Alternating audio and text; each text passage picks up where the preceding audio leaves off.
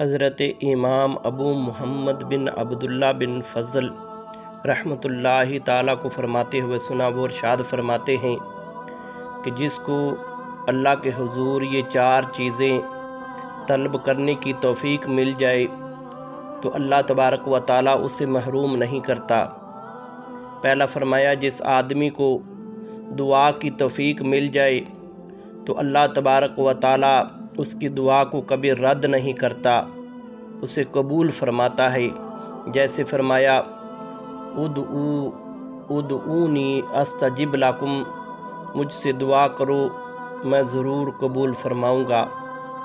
جسے بخشش کی طلب کرنے کی توفیق مل جائے تو اللہ تبارک و تعالیٰ اسے محروم نہیں کرتا۔